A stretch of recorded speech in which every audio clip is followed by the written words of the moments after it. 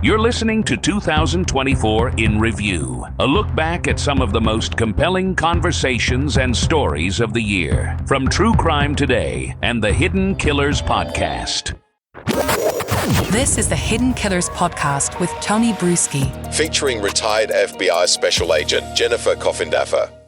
I know you've talked to the Greenbergs more recently than I have, and obviously no one has ever been charged in this. She did have a fiance at the time. He, of course, naturally would be the one that anyone would look at, no matter anyone in any case. That'd be the first person you would look at. But obviously innocent, no charges ever made, no investigation really ever done either. But what would the motive be on something like this within this case? Was there, I mean, just if we were to speculate as to why anyone would want to harm her or end her life? Well, definitely that was my number one question. And I think that there were a lot of issues in this fledgling relationship. Mm-hmm. I think, she was not happy. According to the Greenbergs, they were really,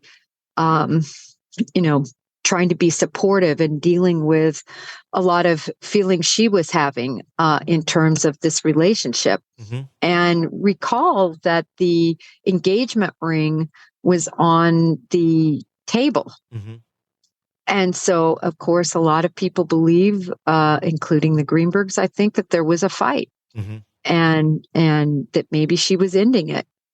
And, just the whole situation that transpired. Sure. He was supposedly in the gym. Mm-hmm. She supposedly had locked herself in, but the lock doesn't show what a lock would show if you broke in. Yeah. And just his reactions, him going crazy, it doesn't make much sense.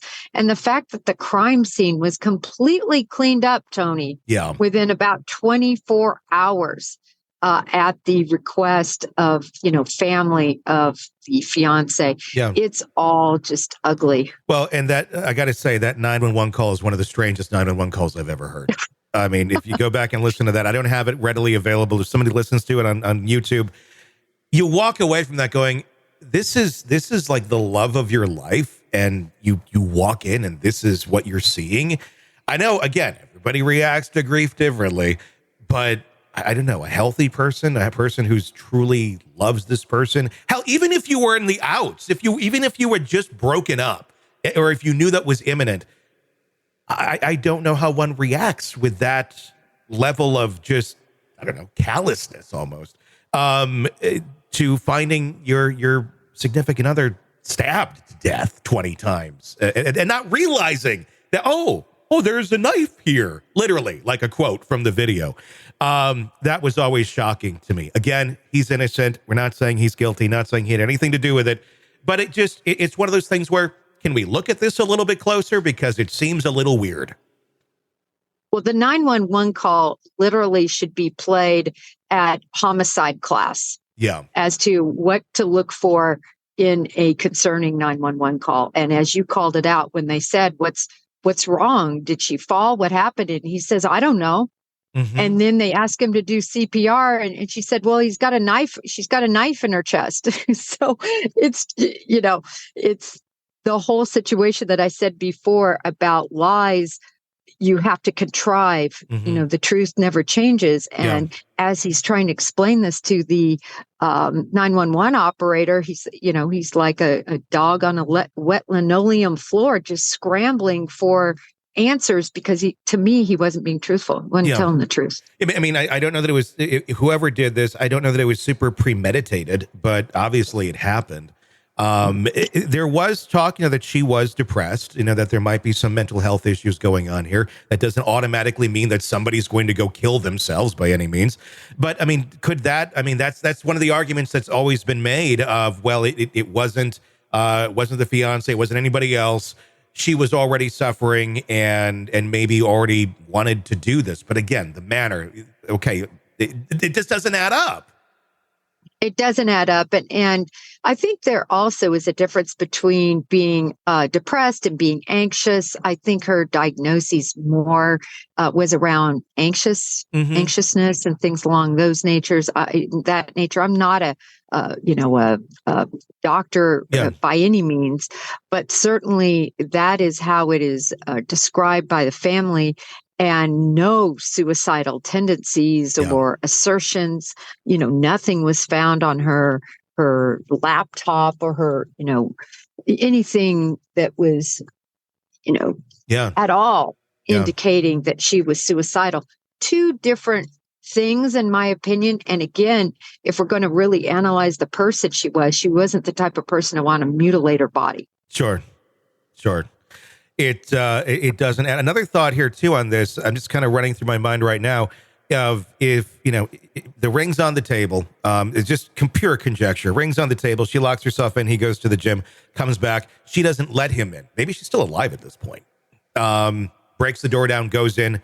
Argument ensues. This takes place. Again, pure conjecture. Have no idea.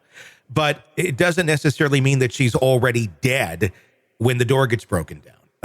Allegedly, or the door lock gets broken, because it doesn't show any real evidence of it either. I mean, I guess in theory, she could have let him in too. And he's saying that he had to break this open to get in, if that's the case. Again, pure conjecture. The man has never been charged with anything, is innocent, but it's just, there's a lot of scenarios that can happen here. And the way that we know the scenario is based strictly on the story that's been told. It's a he said, she said, but she's not around to give her side of it. Right. And my only issue with the whole door, and I've actually posted videos showing what it takes to break open one of those latches, like in the hotel rooms that everybody has, right? You set the latch. It causes so much damage to the side of the door, to the door frame, to the door itself, to the latch itself. It is very difficult. I posted videos of SWAT teams trying to get in. It's difficult. So for one guy to just kind of put his shoulder up and nudge it, I don't believe that's what happened. I think he left afterwards to create an alibi. This is, again, he has not been charged. I'm saying this is a possibility that he left after and then came and staged that to look like that, which that you can do. There's, I've also posted about that. You take a credit card and you can do all these tricks to set it. But so I'm just not convinced he ever had to break in. It's difficult to believe from the evidence we have. Or whoever did it, whoever did this, there's the crime scene doesn't add up to what the official story is. It's not saying he's guilty of doing it. It's saying whoever did this, the crime scene doesn't make any sense, and it wasn't investigated properly to really, get, I think, a better sense of this. But with the existing evidence that is there on this case, even though there was never a true investigation into the scene, is there enough to ever bring charges on this, or is it just it's just far enough gone where there's just too much reasonable doubt really to know whether it was anyone or whoever it was? Well, I think the big issue is the wiping of the crime scene. As you stated, there's no crime scene left. And there wasn't after 24 hours. And it wasn't just as if relatives went in. They hired a company that's what they do, is clean up after murders to go in. And so this was wiped completely clean. Remember the devices, her devices, his devices, everything was taken by the family. And so who knows what happened to them, what might have been deleted in that time space. So I think it's going to be very difficult. But really what the Greenbergs are looking for is just that change of manner of death to even unknown, because of course what they're hoping to do is press a civil lawsuit. And that civil lawsuit, all of these facts and information can come out. So while I believe it's quite difficult, right, to make the criminal case, I think it's a whole different story on that civil case. He had motive, he had means, and he had opportunity. And I think they want to take it to court. Well, and the rules of discovery are very different in a civil case as well. So who knows what could be drug up there, which actually could end up leading towards a criminal case, depending on what is actually found.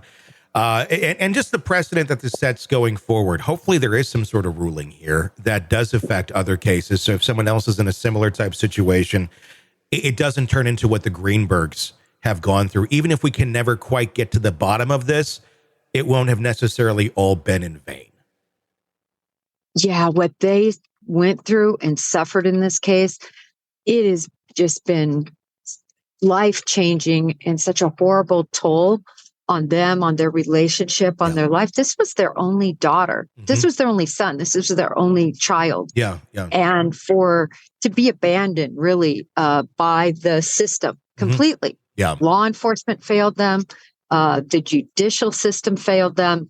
This is a chance to reverse all of them and to give them a chance at least some, judicious outcome, I think. Yeah. Well, I'm very much looking forward to this. It'll take a little bit of time when it gets there, but hopefully we see some progress in a case that certainly needs more answers. Are you ready to listen to this podcast ad-free? Then hit subscribe to the True Crime Today Premium Plus channel now on Apple Podcasts. You'll instantly have access to all of our episodes labeled Advance Ad-Free. You'll hear the interviews before everyone else and with no interruption. No interruptions. Subscribe to the True Crime Today Premium Plus channel now on Apple Podcasts. And start binging now.